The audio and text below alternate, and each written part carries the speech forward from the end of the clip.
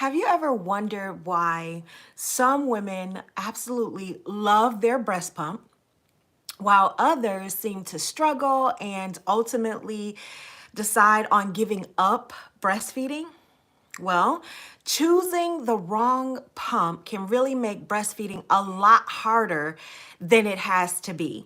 And so we're going to get into that today. In today's live, by the time we are done, you'll know the best type of breast pump style that is going to work for you. What is going to be the most effective so that you can pump like a pro while putting forth the least amount of effort. We don't want it to be too complicated or something that just makes it not doable, right? So, with that being said, thank you so much for joining me today. If this is your very first time joining one of my lives, my name is Stephanie Poole. I am a certified doula and lactation consultant.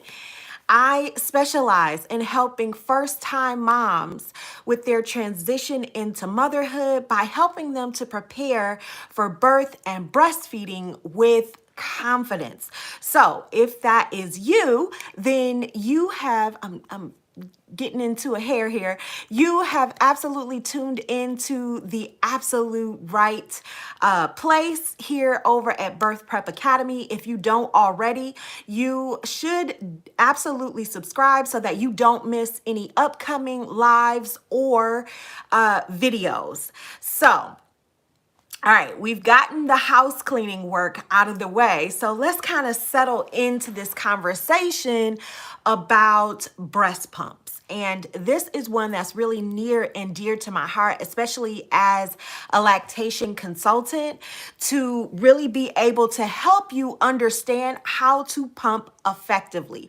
Now, and I have my notes here. A lot of times people don't think that having the right pump really matters, but it indeed matters a lot because having the wrong pump can cause pain, it can cause frustration, and as I mentioned in the beginning, it can absolutely lead you to this point of like having to give up your breastfeeding, and I absolutely do not want that for you. It can also affect your milk supply as well. And so that's important to know. However, the opposite end of that is to understand that having the right breast pump can absolutely be a game changer. If you are a working mom, right, and you have to go back to work soon, if you are in a place where you need a little bit more flexibility in terms of being able to still feed your baby the optimal choice of breast milk, but really utilize some freedom of maybe having someone else to help in, a support person to be able to help you in that way, it also can really help your milk supply to be able to pump consistently. Especially whenever I see babies that are born earlier. So if they are a little bit on the younger side when they're born, sometimes those babies can be really tired and feeding at the breast can tucker them out. So it is often recommended that the moms pump. So this is going to be super helpful for you if you are pregnant, you want to breastfeed, but you are wondering like what pump you should get. We're going to go over all of it today. Now, as I jump in, let me say this. Let's start with some of the common myths as to, as it pertains to breast pumps. One of the most common myths is number one, the more expensive it is, the better suction it has. That is not true. That is absolutely not true. And we're going to hop into that in just a moment. Another one that is a common myth is that hospital grade pumps are the only way to go. So a lot of moms will want the hospital grade pumps. There are some benefits. We will jump into that very shortly here. But you kind of need to put some context around it so that you're not just picking it because it's hospital grade. We need to still make sure a few other things are in place to know if that's the right pump for you. Another myth that I want to just tackle right off the bat is that manual pumps don't work well. And the reality of it is that manual pumps in certain situations can really be a lifesaver. So they're not all bad. Sometimes they get a bad rap, but given the right situation, they could potentially really help in terms of expressing milk. So, if this is interesting to you, if you are looking to understand what kind of breast pump that will work best for you, just put a yes in the comments so that I know that, first of all, you guys can hear me and that you are ready to hop into the 5 key factors that you should consider when you're choosing a breast pump. Okay, so the very first factor that I want you to pay attention to is suction and adjustability. Now, let me tell you, this is very important, and I'm going to hop into why that suction is so important. You need something that is going to be adequate. We don't want the suction too strong, and we don't want it to not be enough. You need a pump that has an adjustable suction. And I would go so far as to say a wide range of suction. If you get a pump and it only has like 3 nodules, like light, medium, and aggressive, as far as like the level of suction, then that's not something I would recommend, because you need something that you can literally dial, right? You that gives you a wide range of what that suction is going to be like. So that's number 1 to consider. And let me just say this, there is a difference between a hospital grade, an electric pump, and a hand pump or a manual pump. So the hospital grade, and let me just kind of pause before we get into some of the other key factors so that you understand the difference between those different breast pumps. So a hospital grade pump, they are usually on the pricier side. And one of the reasons for that is because of the settings that are preset in the hospital grade pump. So for instance, when I rounded on labor and delivery, right, we had a set pump that was used on the floor, and it was known to have very good suction. Okay, but it was a dial suction, what I just talked about, that gave a wide range so that you could really adjust it to a fit or a suction that felt right.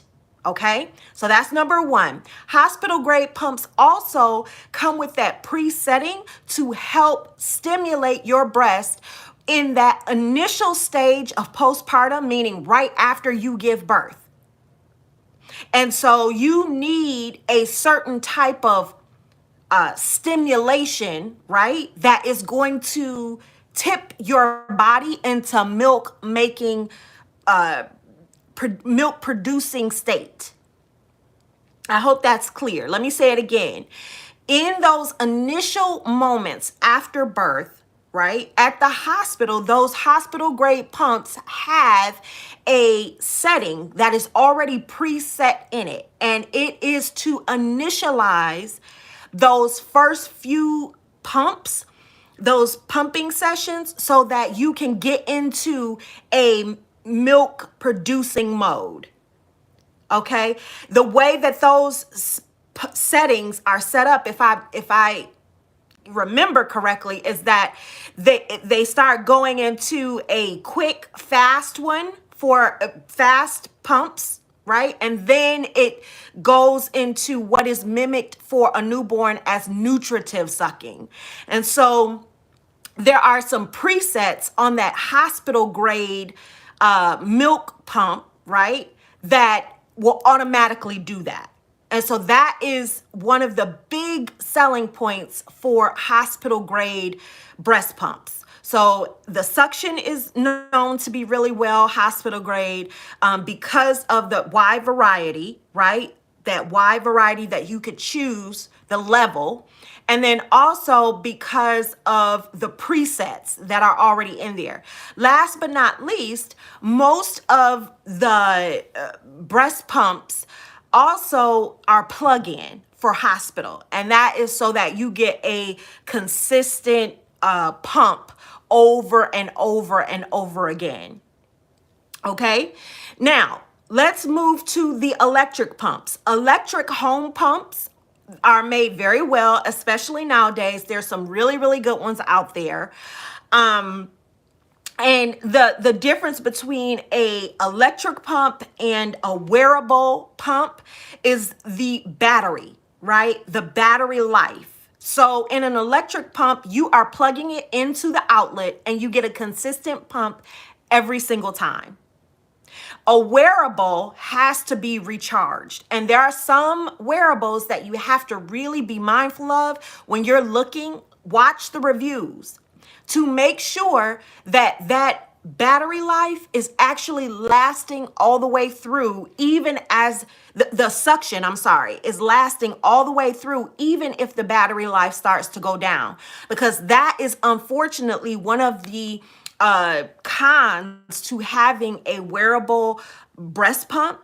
A lot of times what we hear from women is that as the battery starts to die, the suction drops off, which means you're not getting an efficient pumping session. So we don't want that, okay? All right. And then last but not least, we have manual pumps. Manual pumps are the ones it's no electronics, right? You don't have to plug it in. There's no battery for you to charge. It's a hand pump that you just attach to the breast and then you begin to pump. Now, these I would not recommend on a daily basis, right? Most people have to be more efficient due to time constraints. And sometimes it can be overwhelming to just sit and pump, right, for a good 15 minutes. But these are good if you are struggling with some type of engorgement, meaning like your breasts are really, really full and you just need to get some relief. These are really efficient in just attaching to the breast and doing a few pumps and being able to release that milk and get some relief in terms of discomfort. So they do serve a purpose, but they are not recommended for everyday pumping sessions, especially in the beginning stages with your newborn when you may be pumping more. Okay, so I want you to keep all three of those categories in mind as we move forward in this discussion about breast pumps, because that will come in handy. Okay. All right, so we talked about the suction power, which is important because, again, you need that suction to be all the way through in order for it to be consistent throughout this pumping session. Remember, at the beginning of the live, I promised that we were going to be able to pump and still get a efficient amount of milk with the least amount of work. And so that's why that suction is so important, because you don't want to be pumping and then, the suction starts to kind of dwindle off. Then you're not really relieving yourself as much as you would need in order to keep that milk production up.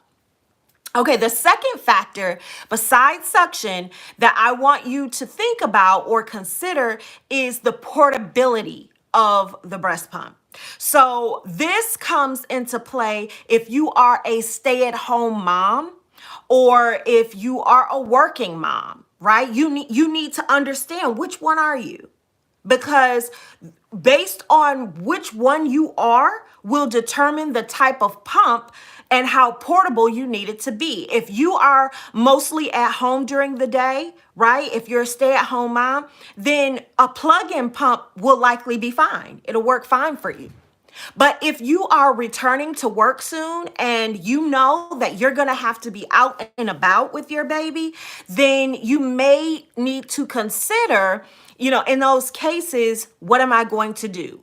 Which pump is going to be easily to transport outside of the home, right? You also need to determine, what is your pumping plan? Do you plan to be an exclusive pumper? Or will you be latching the baby and only pumping every now and again? These are all things you need to consider to determine which one is right for you. Okay? So just make sure that you understand that the portability of a pump is going to be important if you're going to be returning to work soon or if you are going to exclusively pump. If you are a stay-at-home mom, or if you plan to pretty much latch the baby most of the time and only pump every now and again, then a plug-in electric pump will likely work just fine. Okay? And again, the main difference between a lot of those is between the two, whether it's a plug-in electric or a wearable pump, is oftentimes the battery life. Right? With a plug-in, it's consistent. You don't have to charge it. You just sit down and strap up and then get your pumping session going. But with a wearable, you have to make sure that it is charged at all times so that in case you need a pump, you're at full charge, getting the full suction. Okay? So those are things you want to consider. All right, moving on to factor number 3. You need to consider if this is easy to clean.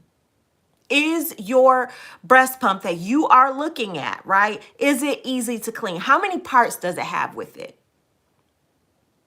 And the number of parts is going to be important to know too when you're talking about cleaning it, because let's say it comes with 5 parts that need to be cleaned. You need to know that in your head, because, and I tell this to new moms, if you only have 4 parts that you're cleaning, you know something is missing. Oh, I'm missing a part because there's 5. So right as soon as you get it, you want to take it out and see how many parts do I need to clean the machine.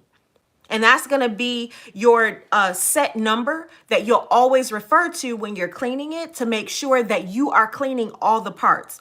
What you don't want to do is have 5 parts that need to be cleaned and only clean 4. That could affect the cleanliness of the milk for your baby. You want to make sure that there's no bacteria, right? And so that requires you to clean all parts of the pump. Okay, so that was the next one. So it was an easy segue from portability to actually cleaning and assembly. You want something that's going to be quick and easy to assemble and not a lot of parts to clean. Okay, and to be honest, a lot of those breast pumps now, whether they are plug-in or whether they are wearable, are easy and easy to clean and easy for assembly. And that is something that I'm very proud of in the lactation community, because there are so many working mothers now that need to be on the go with their kids. And not just working mothers, because stay-at-home moms are busy too, out and about running errands, taking kids to soccer practice and whatnot. And so having something that's easy to clean and easy to assemble is an absolute must. And that's regardless of if it's a plug-in or if it's a wearable pump. Okay. The next thing is battery versus plug-in, which we've talked about consistently already. But just so you know, if you are pumping on the go, then you need to heavily weigh it. Now, I will say this. It is also important for you, if you can, to possibly have one of each. Some people feel like they only can have one. You can absolutely have more than one pump to serve different purposes based on your lifestyle, right? If you have to choose, I'm going to get to that in just a second. But generally speaking, if you you know, are able to have a plug-in pump for when you're at home, and then you have a wearable pump for when you're on the go, that would be optimal. That would be optimal. Now, let me say this, and this is segueing into the very last factor that you need to consider, and that is insurance coverage and budget-friendly options. It is not mandatory or necessary for you to have two pumps. Let me remind you that the whole selling point to me for breastfeeding, getting my moms to breastfeed, is that you don't need a lot of equipment, right? All you need is you and baby. That's it. And I feel like I need to gently remind people that, pumping is nice, but it is not necessary in order for you to feed your baby. You can feed your baby, just you and your baby. And that's the convenience of breastfeeding. You don't have to warm anything up. You don't have to mix any formula. It's just you and your baby. You sit down, you do a feeding, right?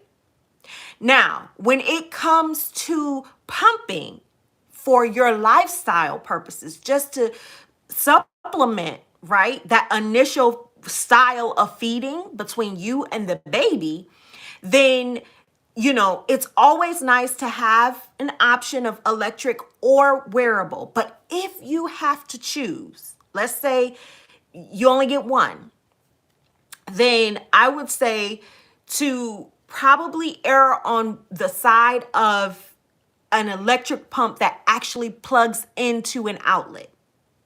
And here's why I'm going to say that. I know a lot of people may not necessarily agree because it is more of the traditional route. But the reason why I say that is because you don't want to pay a lot of money or have your insurance cover a pump if the battery starts to decline and the suction goes down as the battery goes out. Okay? If your insurance is going to cover a pump, you want something that's solid, that you could plug in, that you could sit down and have a pump with. And to be quite honest, a lot of the plug-in pumps now are still very portable and very easy to get a pumping session in. There's just a few, key parts. The pump itself is a lot smaller than what they used to be. So even the electric pumps that are not necessarily considered the wearables that you just stick in your underclothes or whatever, like even the electric ones are still very easy to assemble and get a pumping session in, with the assurity that it's going to be an efficient session where you're actually drawing out the milk that you need to draw out for your baby and to protect your milk supply. So if you have to choose, I always like to err on that side of caution. Now, with that being said, if you know a wearable that you have tested, that is highly reviewed, that comes highly recommended, that you feel like you can trust the battery life to be consistent throughout the pumping session, even though, the session is dwindling, your suction still remains consistent. If you know of a wearable, then getting a wearable is fine. But sometimes that can vary according to people and their preferences. And so that's why I said to err on the side of caution. You can go with an electric pump that you plug in, that's solid. That way you're not subject to someone's interpretation. It delivers the type of suction and pumping that you need. Okay. So keep that in mind. In terms of insurance coverage, most insurances, will cover a breast pump within a certain window. So this is your assignment for this week coming up. If you are pregnant and you have insurance, I want you to call your insurance provider this week, no matter if you're early in the pregnancy or especially if you're later in your pregnancy. I want you to pick up the phone and call your insurance company and ask them, what is the coverage for a breast pump? And they will let you know, we cover these particular models up until this amount of money. And they will often give you your next steps to be able to purchase your breast pump or to have it delivered to your home so that it's ready to go by the time the baby is here. And starting this process earlier rather than later is going to ensure that all of the paperwork is done and shipping actually happens before you go into labor. Okay? So that is your assignment this week, to pick up the phone and call your insurance company to see what your coverage is for breast pumps. Again, most insurance carriers will cover one breast pump within a certain amount of time. And for some insurance carriers, it could be 1 year. Some do one every 2 years. There's a few that do every, I think, 4 years or something, but most of them are pretty reasonable where, they will cover. And especially because my moms are typically first time moms, this will be your first one. So if it is available as part of your benefit package, you will likely qualify to get it because you haven't ordered one previous to now. So that is your trusty homework. Please promise me that you will do that. Put a thumbs up in the chat if you agree to do your homework this week. Again, those budget-friendly options, there are a lot of them. Let's say you don't have insurance coverage. There are a lot of them that are on the market that work just as well as some of the name brands. As a lactation consultant, I do not endorse a particular brand at this particular point. And that is because I educate moms on the factors that you need to choose. And so there's not a particular brand. You need to make sure that the brand fits these factors. And as long as the brand aligns with the factors that we've gone over, then you have a quality pump that should serve you well. Now, let me just quickly say this, and that is having the right pump. And I mentioned how important it was at the beginning, but I want to reiterate this because I think sometimes people lose sight of it. How important having a breast pump is.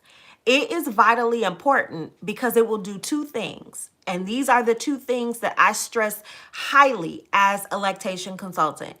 It will help you to feed your baby, number one, by expressing that milk. And number two, it will help you to protect your milk supply.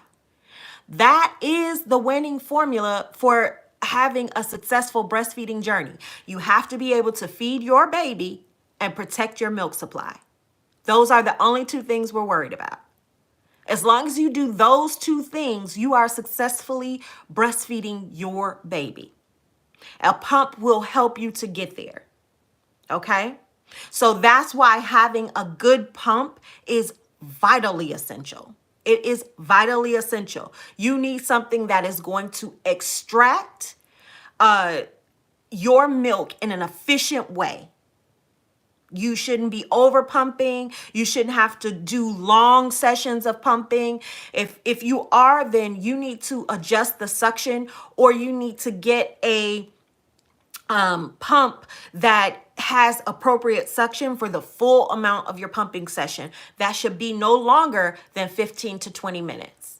More than that could really cause a lot of irritation on your breast. And so you don't want to do a lot of pumps, and you don't want them to be long. You need to make this doable. And in order for it to be doable, you got to be able to, have a quick pumping session to relieve your milk and to keep that production high. Okay? Do you guys have any questions at this point?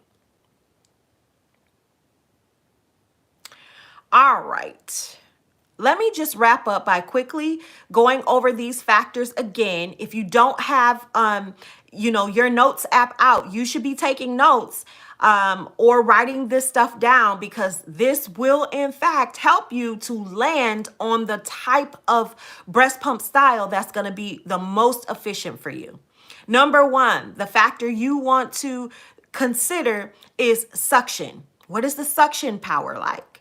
Number two, portability. How portable is it? Does it match my lifestyle? I am an on-the-go mom. I need something that's going to be on the go. I am more of stationary. I'm at home a lot with the kids. I need something that's, I can do around the house, plug it in and keep it going. Portability is number two. Number three is the ease of cleaning and accessories. So you need to make sure that you're able to assemble it easy and clean it easy. Number four is, what is the battery life like? Is it chargeable or do I need to plug it in? How long does the battery last? Is the suction consistent throughout the full life of the battery, or does the suction go down as the battery starts to dwindle?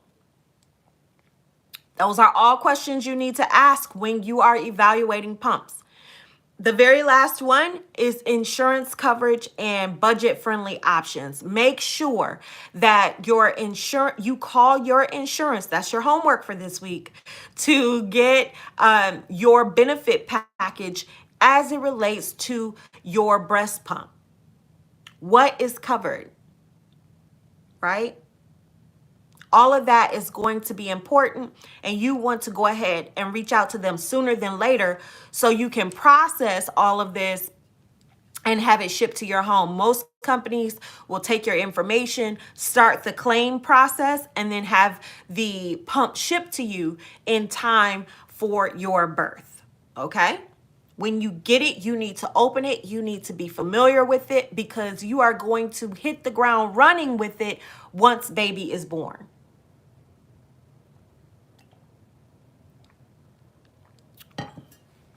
Okay. Now, let me say this. I always promise a bonus if you stay to the end and you have hung in there with me this far. So my hack for new moms, right? You want to do a pumping session and you want to make sure that you are drawing out the most milk with the least amount of effort. That's what my promise was at the beginning of this live. And so here is something I want you to practice doing with your feeding sessions. Before you feed, if at all possible, you can apply heat. Now, this is for first-time moms that are fresh starting breastfeeding. Once you get into the routine of breastfeeding, you won't necessarily need to do this because your milk supply will be consistent, right? But in those first 4 to 5 weeks, while you are building your milk supply, it is important to do a few of these to make sure that you are optimizing every single feeding session. So the first thing that you can do to optimize it is to apply heat. So like a heating pad or a warm compress or even something as simple as a warm washcloth. Before you do a feeding or before you pump, since we're talking about breast pumps today, before you do that, apply some kind of warm compress, heating pad, or a warm washcloth. That is number one. It will trigger a letdown and it will help to release, optimize that release of milk. So that's one. The second thing I want you to do, you're going to latch the baby or you're going to go ahead and attach the pump and get a pumping session going after you apply the warm heat. Okay? The second thing I want you to do is go ahead and massage your breast as you are either feeding the baby or pumping. In other words, the baby is going to extract the milk that they need and the pump is going to extract the milk that is there.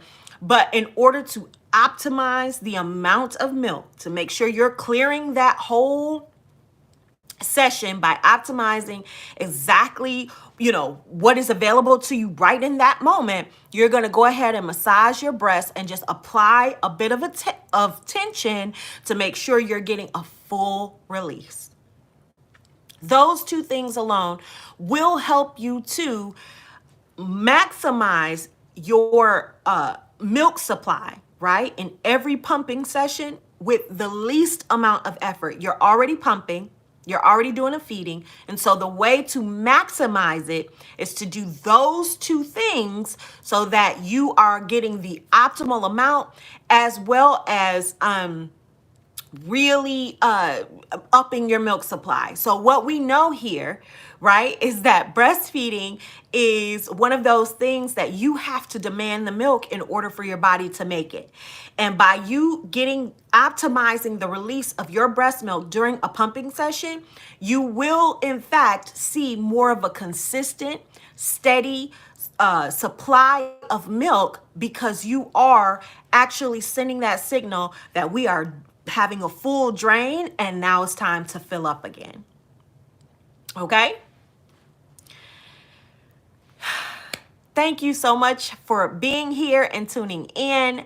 If this is helpful for you, please leave a thumbs up in the comments below. I always love to chat with you. So if you have questions about today's live, you can absolutely leave them underneath. There are two ways that you can work with me. I do one-on-one intensives where we go a deep dive into your own personal plan for birth or breastfeeding. You get to choose. And we get you all set and ready to go so that when baby arrives, you hit the ground running.